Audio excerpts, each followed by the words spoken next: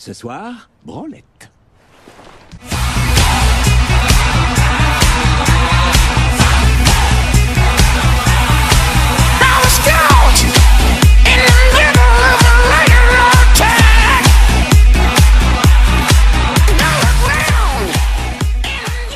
What's the lyric?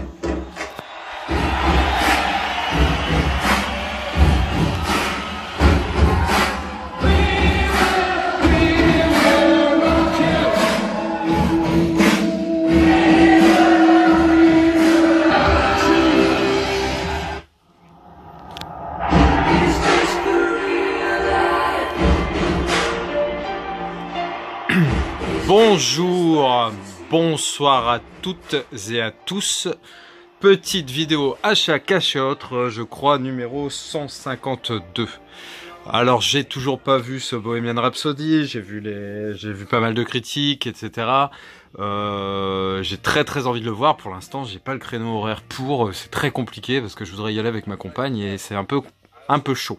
Donc je l'ai déjà préco en 4K, hein, il sort le fin mars, hein, mais j'aimerais vraiment aller le voir au cinéma quand même avant, donc je vais tout faire pour, en tout cas forcément un film que j'ai vraiment très envie de voir. On va rester au tout départ de la vidéo un peu dans le domaine de la musique et ensuite on attaquera vraiment la présentation des steelbooks, Blu-ray et DVD. Donc la première présentation, alors vous voyez ici on reconnaît Hugh Jackman, hein, dans The Greatest Showman. Alors c'est pas pour rien, hein, c'est parce que j'ai acheté la BO en vinyle. Alors j'étais super content de la trouver, je l'ai trouvée en Belgique. En gros j'avais cherché un petit peu à me la procurer et j'avais vu que elle était dispo sur Amazon Allemagne. Bon bref, j'ai dit je vais bien finir par la trouver et j'ai bien fait parce que quand je suis allé au MediaMarkt en Belgique il y a maintenant à peu près 15 jours, je pense à peu près 15 jours, 3 semaines, il y avait une offre de acheter un gratuit même sur les vinyles. Donc en gros il m'est revenu à 12 ou 13 € alors que je crois que sur Amazon Allemagne il était à 27 ou 28 et il devient un peu compliqué à trouver. Donc très content d'avoir The Greatest Showman en vinyle. Je garde toujours un peu le plastique, en fait je l'ouvre sur le côté tant que j'ai pas encore de pochette, j'ai pas encore acheté les pochettes pour protéger les vinyles, donc je fais comme ça en attendant.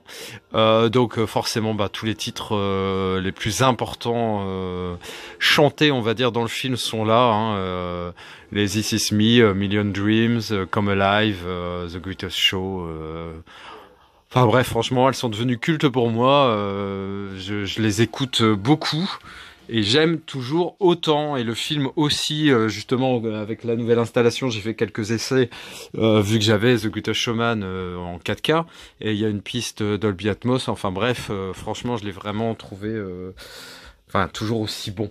Ensuite, on va rester pour le deuxième vinyle. Alors, le deuxième vinyle, c'est celui de Stranger Things. En fait, c'est un peu les various artistes qui sont utilisés dans les 2 premières saisons de Stranger Things. Donc c'est vraiment très éclectique, on va dire, et très différent comme type de musique, hein, parce que vous allez voir, il y a notamment donc du Police. Il y a The Clash, il y a les Bangles, Echo and the Bunnymen, Duran Duran, Olivia Newton-John, il y a du Toto, Bon Jovi, Cyndi Lauper, The Romantics, Peter Gabriel, Scorpion, New Order. Franchement excellent. Donc il y a deux vinyles, donc 4 faces, et pareil je l'ai eu à 12-13 €. Franchement cette fois-là j'en ai acheté 3 et je suis en train de réfléchir. Ah oui, je sais lequel c'est le 3e, je vous le montrerai la prochaine fois. Je me souviens maintenant ce que j'ai pris. Donc écoutez, franchement très content. Alors celui-là je peux vous l'ouvrir parce que la pochette j'ai pas réussi à la garder correctement, donc voilà. Donc c'est un bel objet, hein. J'ai toujours la même requête, toujours le même désir, le même espoir, on va dire, c'est que ce Stranger Things série Netflix voit le jour en DVD, enfin en Blu-ray. Franchement, ouais, j'aimerais beaucoup que ça sorte quand même. Alors, on croise les doigts très fort, même si c'est pas forcément prévu comme ça chez Netflix. Alors, je vais vous présenter tout de suite 2 steelbooks et je reviendrai un tout petit peu sur la musique juste après. Alors, voilà. Alors ça, c'est assez drôle, hein. C'est le steelbook de Jumanji, donc le dernier steelbook du nom. J'étais pas du tout... Enfin, au départ, j'étais pas pour le prendre. Donc voilà, je dis encore un steelbook de Jumanji, c'est bon, j'ai ma dose. Ensuite, quand j'ai vu un peu les critiques sur Steelbook Pro ou des choses comme ça, avec ce bord cadre, avec ce relief sur le titre, cette couleur émeraude, vraiment typique au jeu et tout ça, je me suis dit, il est quand même vachement beau, quoi. Avec cet hippopotame derrière, toujours avec ce bord cadre, même à l'arrière, l'hippopotame en relief. Je me suis dit, je vais le commander. Et puis, je sais que le Black Friday arrive, donc j'avais quand même pas mal de petits trucs en précommande, et je me suis dit, bon, il va falloir enlever des trucs, parce que tu vas jamais t'en sortir. Et j'avais enlevé ce steelbook. Hier ou avant-hier, je vais au Furet du Nord, je me balade, je regarde un peu les films, et là, je tombe sur le steelbook de Jumanji. Et là, une fois que je l'ai en main, je me dis, putain, il est quand même vachement beau, quoi. Donc j'ai été me le chercher tout à l'heure. Voilà l'histoire. Donc, il contient les deux opus, hein, même si c'est complètement différent. Donc, on va pas dire que c'est un 1 et 2, c'est juste deux visions différentes du jeu de Jumanji. Voilà.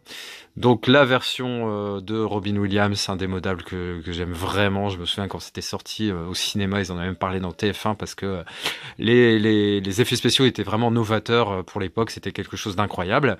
Et puis celui avec Dwayne Johnson, Jack Black, moi je l'ai beaucoup aimé. Il faut pas les comparer en fait. Il faut pas chercher à les comparer. Pour moi, c'est deux films différents qui ont un petit univers commun, mais ça s'arrête là. Voilà, c'est comme ça qu'il faut aborder les choses et comme ça se passe très bien. Donc très content d'avoir ce Jumanji qui va trouver forcément sa place sur mon étagère qui est dédiée rien qu'à ce film, vous imaginez. Donc très content. Deuxième steelbook, alors un que j'avais dit j'attendrais justement Kill Bass parce que j'allais pas mettre 34 ou 37 euros à l'époque où il était sorti en version donc avec le 4K.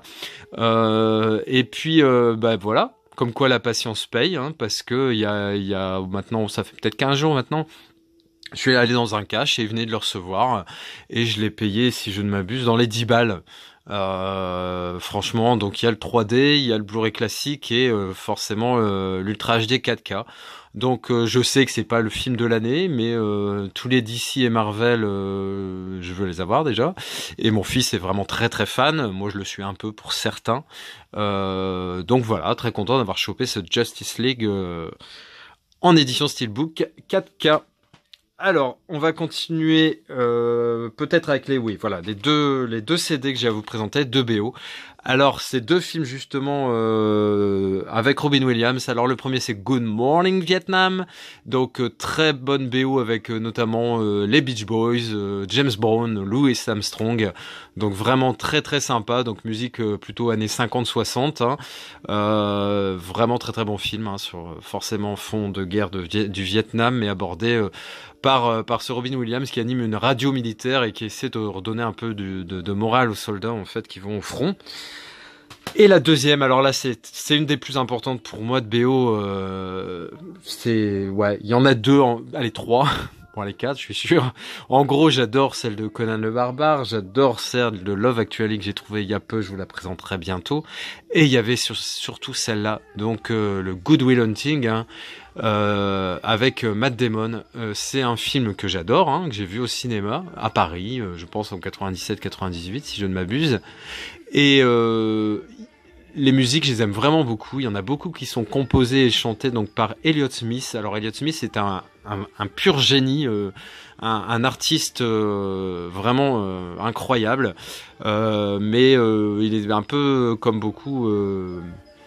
Comment dire, le succès ne lui a pas été très bénéfique, hein, il a pas su le gérer, et il a sombré beaucoup dans l'alcool, j'en sais rien, mais en tout cas dans toutes les drogues possibles et imaginables, et ça a fini plus ou moins par le tuer, mais alors à un âge, je suis même pas sûr qu'il avait 30 ans, ou il en était proche, on va dire. Bon, toujours est-il qu'il a laissé quelques albums mémorables, hein. D'ailleurs, je vais essayer de me choper les albums d'Elliott Smith, hein, je les avais mais en dématérialisé. Là, il y a également des chansons que j'aime beaucoup. Donc la chanson la plus connue de Elliott Smith dans Good Will Hunting, hein, c'est d'ailleurs celle qui l'a propulsé un peu au rang de star, c'est Miss Misery. Et sinon, il y en a vraiment des très bonnes, comme je suis en train de chercher, c'est laquelle que j'aime beaucoup, Between the Bars aussi, qui est très bonne. Et Baker Street, hein, vous allez, enfin, si vous l'écoutez, vous allez vous dire, ah oui, c'est vrai que je connais cette musique. Alors ensuite, je vais changer de titre là parce que ça me saoule un peu, le son est pas bon du tout là-dessus. Attendez, hein. Donc voilà, on y est, j'ai changé de musique, donc voilà, je vous ai présenté donc la BO de Will Hunting, hein, j'étais vraiment super contente, alors super content, celle-là je l'ai trouvée à Price Minister, je crois, ouais c'est ça, et vraiment pas cher parce qu'elle est chiante à trouver et surtout à un prix correct. Donc voilà, je vous dis, c'était une des plus importantes pour moi à choper, donc je suis vraiment super content. Voilà. Ensuite, on va continuer avec quelques amarrés et quelques DVD, et ensuite il y aura un bouquin.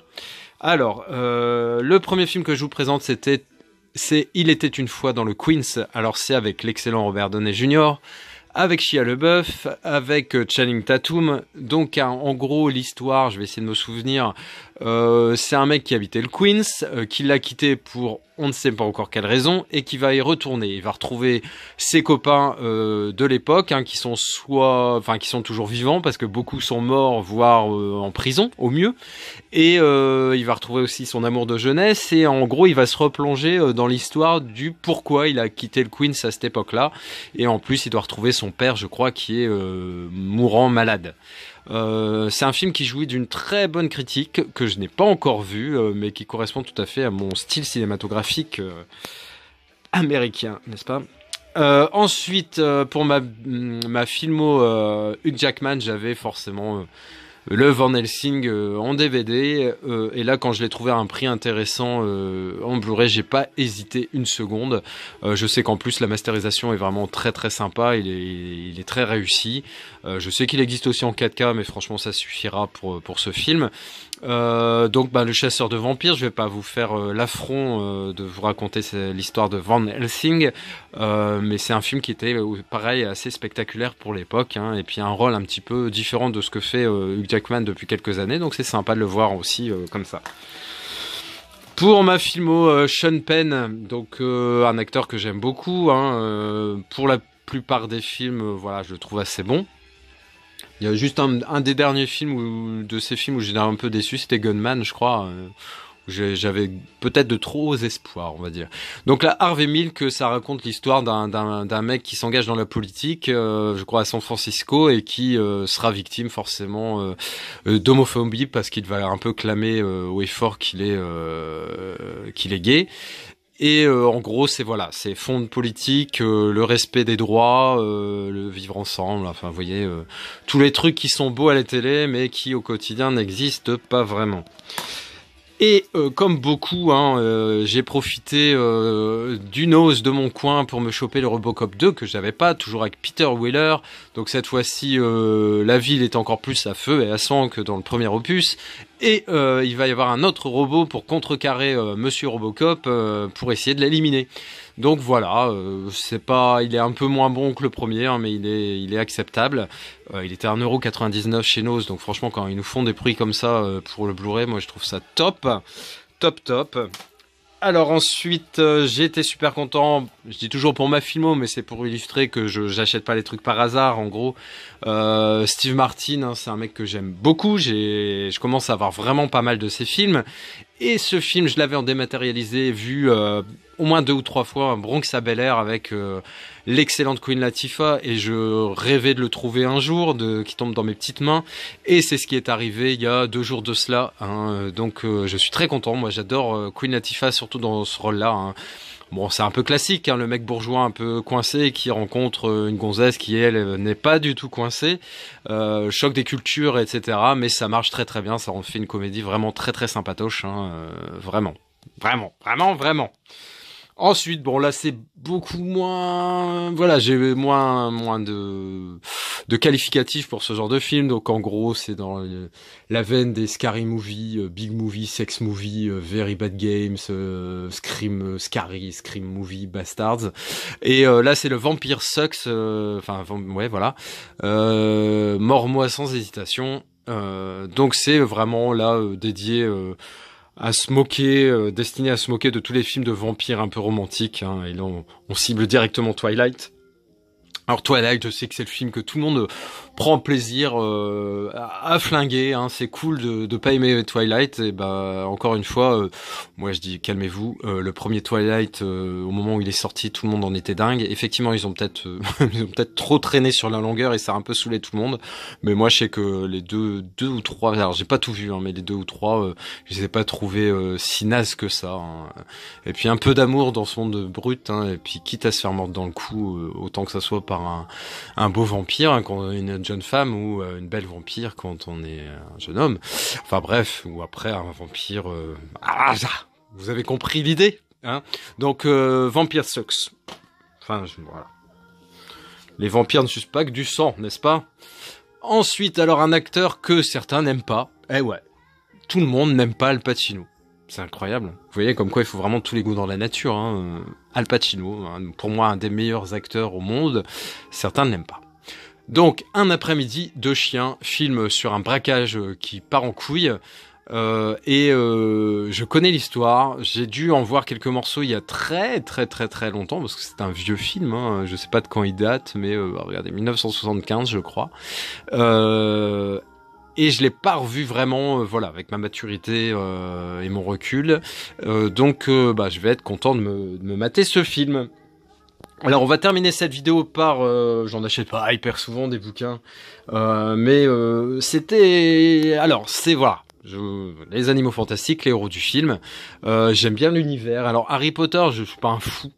J'ai bien aimé les premiers, et c'est pareil, je crois même que les derniers je les ai pas vus, donc je les ai en Blu-ray, je les achèterai pas le coffret 4K, sauf s'il a 30 balles, mais là c'est pas le cas, il est plutôt à 150. Mais les animaux fantastiques j'ai vraiment bien aimé. Donc quand j'ai trouvé ce petit bouquin qui parle des héros du film, hein, les gentils comme les méchants, à Nose à 2,99 €, j'ai sauté sur l'occasion. C'est Mademoiselle Latino, hein, qui a présenté d'ailleurs ce bouquin aussi il y a pas longtemps, et qui l'avait trouvé également dans son Nose. Donc les animaux fantastiques, les héros du film.